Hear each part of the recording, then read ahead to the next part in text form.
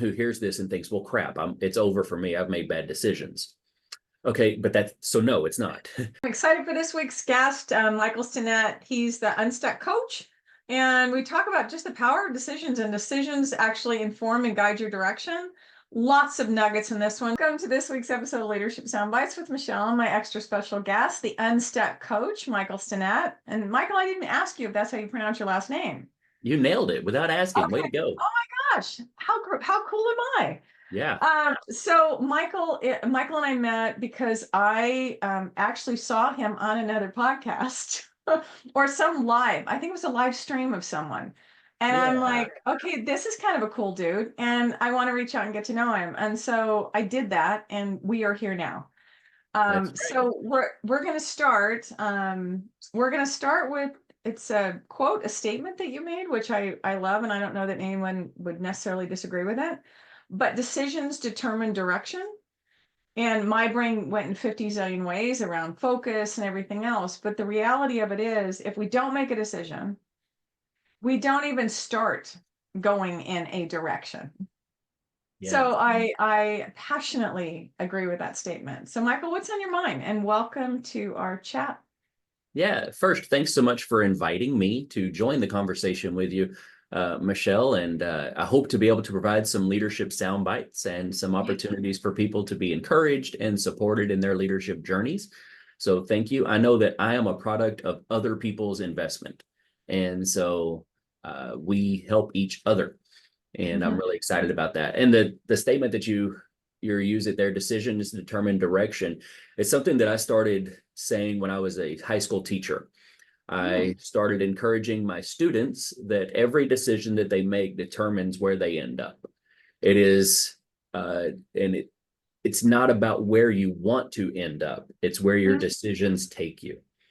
And so there are negatives for that, because if you make poor decisions, you will end up in a place you did not want to go.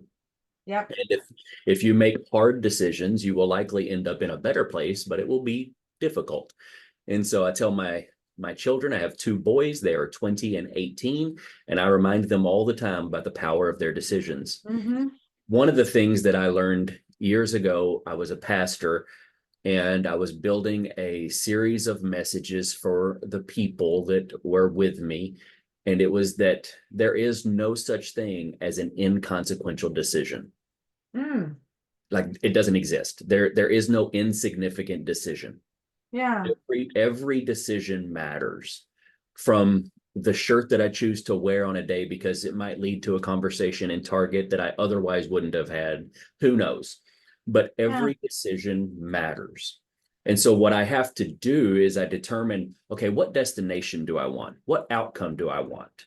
And then I work backward from that. Okay, where am I starting? And now I have to align, okay, what decisions do I have to make to move in the direction of the desired outcome? And so that's where the idea that decisions determine direction comes from. And I mentioned this person to you privately. Craig Groeschel talks some about that idea of, of the decisions determine where we go and everything. And I work at a medical school, and I work as a career coach and leadership coach. And I remind the students that I work with, I remind the clients that I work with, that your decisions will determine your direction. Your desires will not. Your expectations will not. Yeah. But the decisions that you make, that's going to determine where you go. It's interesting you say. It's so funny because I'm sitting here smiling, bobbleheading, bouncing my head up and down, because the phrase that I use with my kids, and I hear them say it now with others, right? My kids who are now grown, who have kids, is choices matter. Yeah. It's all about choices, right? And so it's the same theme. You're in the space that you're in your life, right? You landed wherever you landed because it's choice. You and I are in this room together because of a choice that was made, right? I made the choice of, I want to get to know this human more because he's got cool stuff to say. And you made the decision, if you will, to go, yeah, let's talk, Michelle. And so I totally agree with you, because it is those moments. What stuck out for me, what you just said, is that, and it's almost like change management. I go back to that. I tell people, we all go through a change journey. ADKAR is the acronym I use from ProSci to describe what that is. Awareness, desire, knowledge, ability, and reinforcement. We all go through that journey. And it's not just for the big changes. It's every freaking change. And so what stood out to me is every decision that you make, right, is Mhm. gonna is lead you and guide you in a different thing. And you're right. It's like I walk in and if I have, a Coca-Cola shirt, because I got this t-shirt with Coke on it, the vintage kind of thing. People respond differently than if I had just walked in with this grubby paint shirt. I'm going to Lowe's to, get the thing that I don't need, right? And I've got paint splattered everywhere.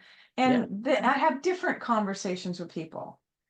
But you're right. People are going to comment and notice based on the decision you made about how you show up that day. And it's the clothing that you wear, and it's the head mindset that you set for yourself, the intention, if you will. Who am I? Yeah. How am I going to show up? And it's funny to think about, like, it doesn't take a massive change in direction to go in an entirely different way, Mhm. to end up in an entirely different place. 1 degree off, if you're flying for 1,000 miles, will take you to an entirely different city, maybe a different country. Yeah. It's like, think about those decisions. Do I want to hit the snooze button, or do I want to wake up with energy? Like, do I want to have this particular drink, or do I want to have this particular drink? Like, the night before, do I want to watch one more episode of How I Met Your Mother, or do I want to go to bed? Like, Mhm. it's what do you want the next day to be like? What do you Mhm. want that morning to be like?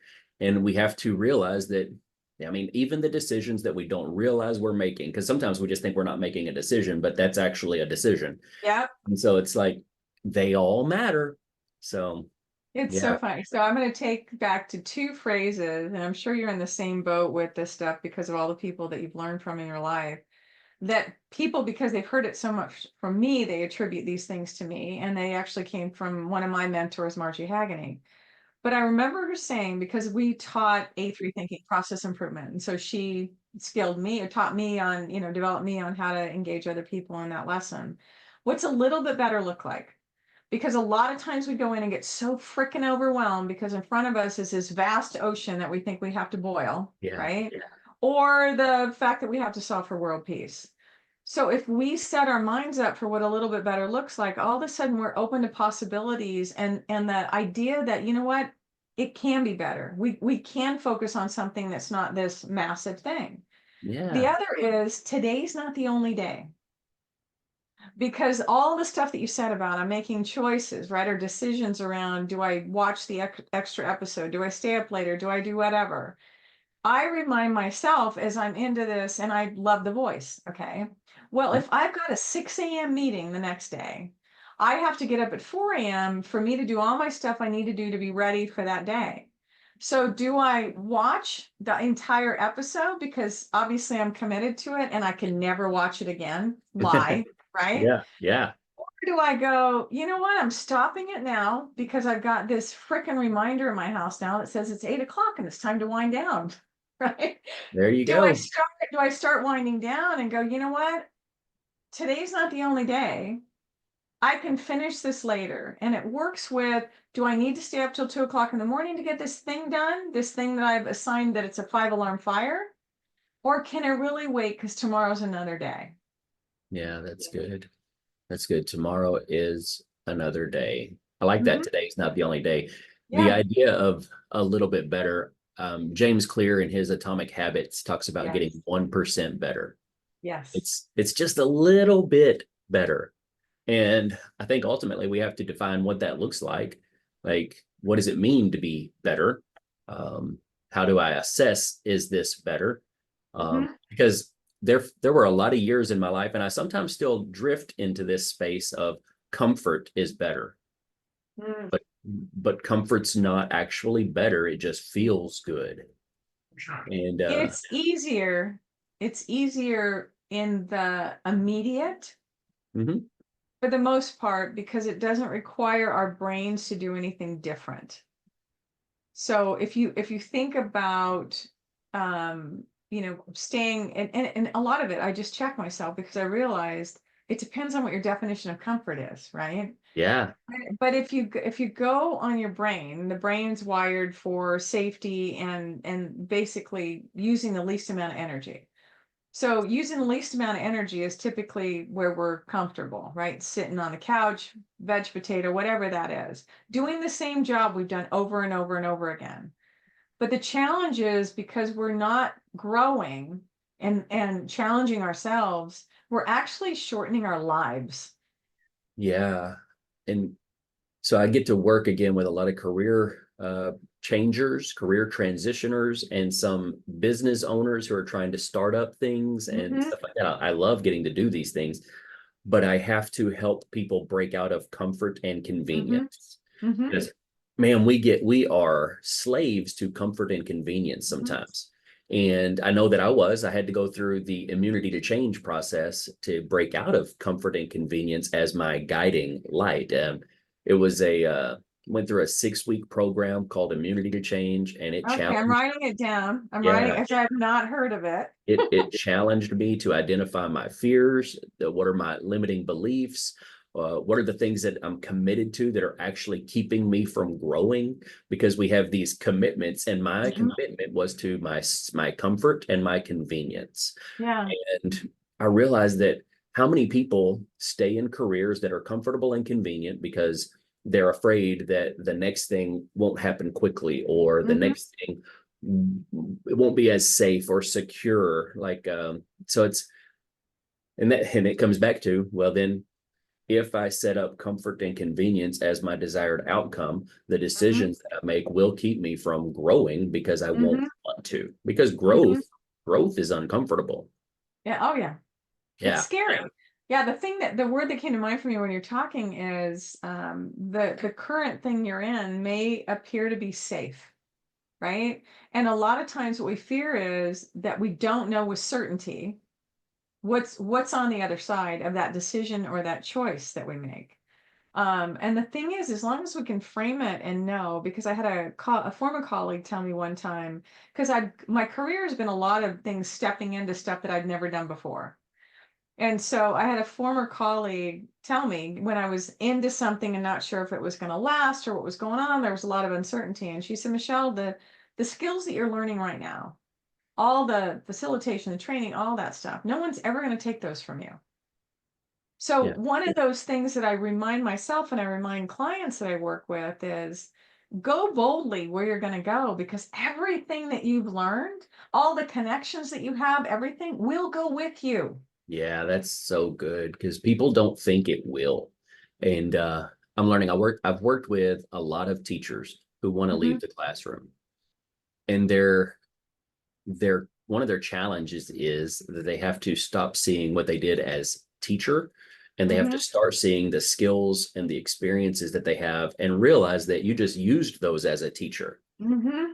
And now you will use those as a fill in the blank, Yep. because they're the same skills. You're taking them with you. They don't Hmm. stop at the classroom. And man, once you can have that conversation with them and help them see that those skills are part of them, they're not part of that job. Hmm. And so when you leave that job, the skills don't leave. Hmm. And it's so what you're saying is so good. And just helping them again take the time to focus on what they really want next, and how can they clarify their path forward, to not let what they have done limit what they get to do. And Hmm. so, The other thing that comes to mind for me when you're talking about that, and it happens a lot of times, and it happened with me as I transitioned from, um, well, I was in finance for so long, right? So healthcare for years, but finance world. And so when I moved from the finance world, I went from a finance director at one of the acute care hospitals to a lean process improvement consultant, right? And mhm, I didn't realize how grounded I was in finance as my identity. right. And so that's the other piece of it when you're talking about teachers that, or anyone who's done whatever for so long, there's something in saying, I'll ask you, Michael, what do you do for a living? Like when you were a pastor, I'm a pastor. I'm a high school teacher, right? So the I am, follow it with the rest of it is our identity. We claim Yeah. it and own it. And when we're making these career transitions, it's like this sense of, imposter syndrome, i.e. fear about I'm now stepping into this thing and I can no longer claim this thing back here because now I used to be Yeah. mourn, grieve, whatever it was, and not real clarity. And it took me a really long time to describe for people who I was or what I did for a living because it hadn't become me yet. Does that make sense? That perfect sense. And I think that's one of the challenges of leadership is that everyone is a leader in some capacity, and we don't know how to lead ourselves well. Mm-hmm. So we don't actually build our identity from our core. Like Mm-hmm. we let our externals determine Mm-hmm. our identity, but our identity is actually an internal thing. Mm-hmm. And when we allow the external circumstances that we are in to define us, once we get out of those circumstances, we don't know how to define ourselves. Mm-mm. And it's like, oh, that's scary. Mm-hmm. And it creates so much insecurity. It creates so much anxiety. So we run back to the words we used earlier. We run back to what's comfortable and what's Mm-hmm. convenient because that's what we've allowed to define us. And Mm-hmm. so I'm no longer a pastor. Mm-hmm. I'm no longer a school teacher. Right. I was those things for so many years. Mm-hmm. Last year in some therapy sessions, I was talking and I heard myself talking and I realized, oh wow, those things were so much a part of me that I don't get to do them much anymore, that I'm having to find my fulfillment in another space because I've allowed those external things to define me.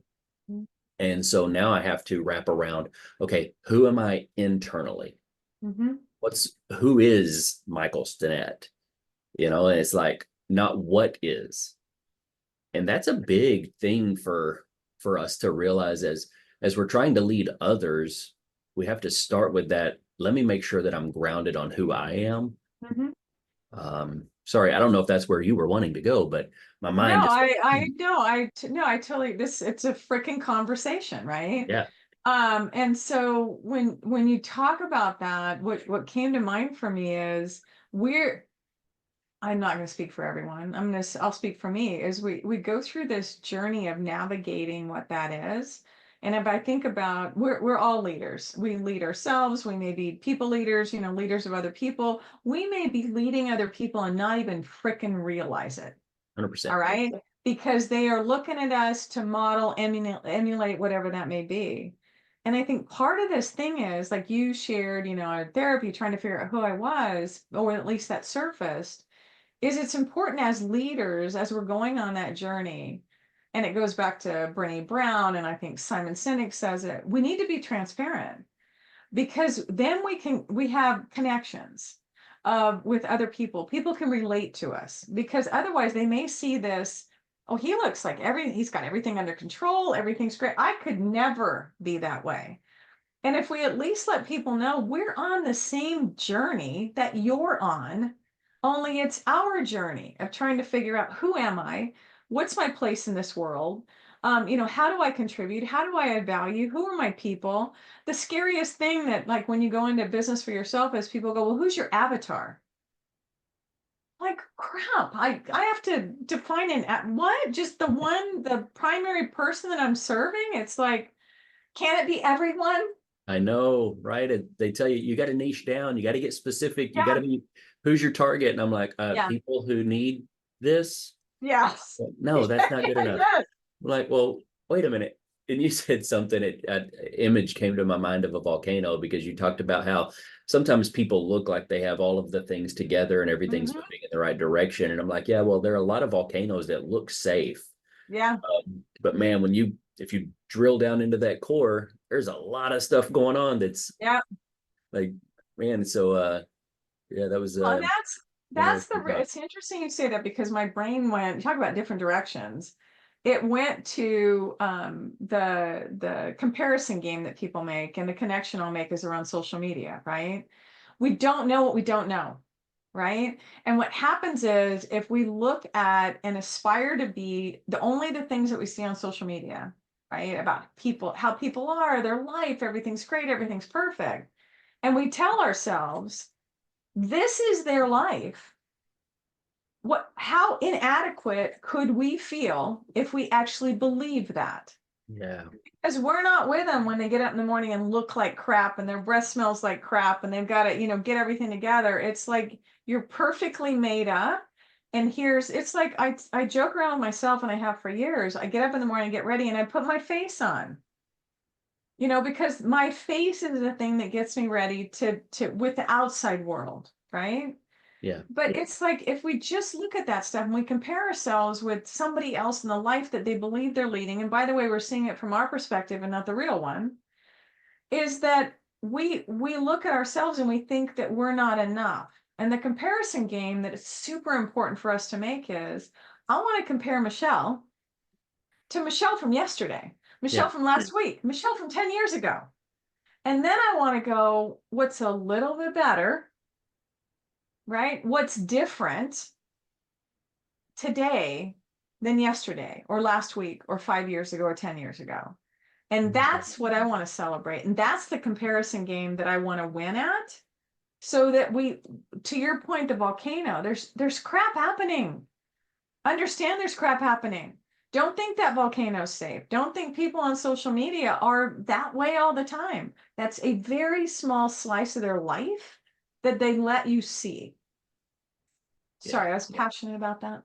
No, it's 100% true. People show you the things they want you to see. Mm-hmm.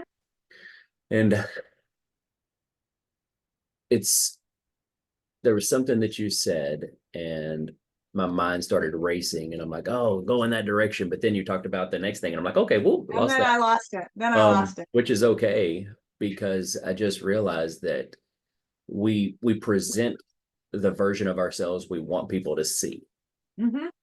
And sometimes that's a good thing. Other times that becomes kind of a driving force, which is probably a bad thing, Mm-hmm. because it's just be yourself. Like, well, you mentioned Brene Brown and Simon Sinek, whom I both love. I read all their Yeah. stuff and listen to their podcasts.